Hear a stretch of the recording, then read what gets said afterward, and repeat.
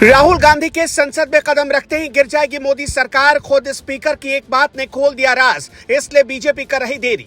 राहुल को संसद मत आने देना किसका या ऑर्डर, किसके इशारे पर सांसदी बहाल करने में हो रही देरी। मेवात तो बहाना है, राहुल गांधी के मुद्दे से ध्यान भटकाना है। राहुल गांधी को रोकने के लिए साजिश में खुद मोदी भी है शामिल। नियम ये कहता है कि सुप्रीम कोर्ट के ऑर्डर की कॉपी जैसे ही निकली वैसे ही राहुल गांधी की सदस्यता बहाली के लिए कोशिशें शुरू कर देनी चाहिए। लेकिन यहाँ तो डॉक्यूमेंट देने के बाद भी ना तो कोई अधिकारी उसे ले रहा और ना ही स्पीकर सुनने को तैयार है। सदन में कांग्रेस के नेता अधीर रंजन चौधरी ने लोकसभा के स्पीकर को फोन किया। उन्होंने स्पीकर से कहा कि राहुल गांधी की सदस्यता बहाल करने के मामले पर बात करनी है। स्पीकर ने कहा कि वो बाहर है, कल उनसे बात करें। अगले दिन सुबह जब अधीर रंजन चौधरी ने फिर से स्पीकर को फोन मिलाया तो फिर स्पीकर ने अधीर रंजन चौधरी से सेक्रेटरी जनरल को सारे दस्तावेज सौंपने को कहा।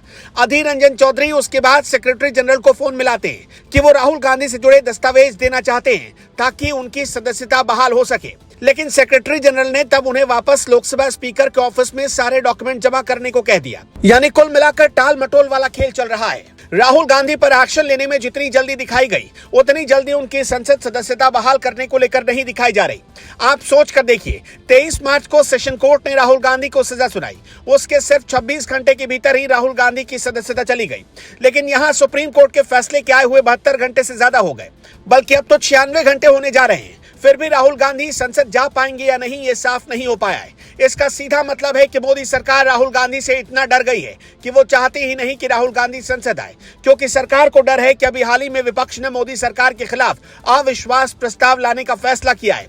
इसलिए कहीं मोदी सरकार गिर न जाए। हालांकि लोकसभा में एनडीए के पास पूर्ण बहुमत है, लेकिन विपक्षी एकता को देखकर मोदी सरकार को डर है कि कुछ अपने सांसद उसके खिलाफ जा सकते हैं और तो और एनडीए में शामिल कुछ पार्टियां भी उसके खिलाफ जा सकती हैं और राहुल गांधी का साथ दे सकती है। अगर ऐसा हुआ तो मोदी सरकार की कुर्सी खिसक सकती है और राहुल गांधी अगर संसद में आ गए तो ये काम बहुत जल्द हो सकता है। सुप्रीम कोर्ट से राहत मिलने के साथ ही ये तय हो गया कि राहुल गांधी की संसद सदस्यता बहाली का रास्ता अब साफ है। यानी कि कांग्रेस नेता राहुल गांधी फिर से सांसद की हैसियत से सदन में पहुंचेंगे और सत्ता के साथ मुद्दों पर चर्चा करेंगे। इसके साथ कयास ये भी लगाए जाने लगे कि अविश्वास प्रस्ताव के दौरान भी वो सदन में मौजूद रह सकते हैं और चर्चा में शामिल हो सकते हैं। 8 अगस्त को यह चर्चा होनी है, लेकिन राहुल गांधी की सांसदी बहाली की राह आसान नहीं दिख रही। नया बना इंडिया गठबंधन भी चाह रहा कि जल्द से जल्द राहुल गांधी सदन में वापस आ जाए।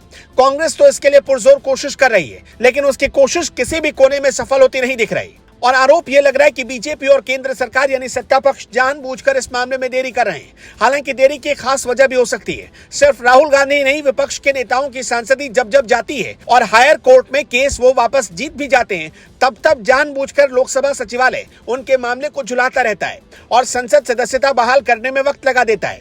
इसके 2 एग्जाम्पल आपको देते हैं। हरियाणा में बीजेपी की सरकार है। हरियाणा में कालका विधानसभा सीट से कांग्रेस के विधायक है प्रदीप चौधरी को हिमाचल प्रदेश के बद्दी की एक अदालत ने 28 जनवरी 2021 को 3 साल की सजा सुनाई थी। कोर्ट ने 2011 में एक युवक की मौत के बाद हिमाचल प्रदेश के बद्दी चौक पर जाम लगाने और सरकारी काम में बाधा डालने के मामले में उन्हें दोषी ठहराया था। 30 जनवरी 2021 को हरियाणा विधानसभा से उनकी सदस्यता रद्द कर दी गई। मामले में 19 अप्रैल 2021 को हाईकोर्ट ने सजा पर रोक लगा दी, लेकिन इसके तकरीबन 1 महीने बाद 20 मई 2021 को उनकी सदस्यता वापस बहाल हो गई। इसी तरह लक्षद्वीप से एनसीपी सांसद मोहम्मद फैसल का मामला भी बहुत ताजा है, जिन्हें अपनी सदस्यता बहाली के लिए लंबा इंतजार करना पड़ा। लक्षद्वीप की एक अदालत ने 11 जनवरी 2023 को हत्या के मामले में एनसीपी सांसद मोहम्मद फैसल को 10 साल की सजा सुनाई थी। इसके 2 दिन बाद लोकसभा सचिवालय ने अधिसूचना जारी कर दी और उनकी सदस्यता रद्द कर दी।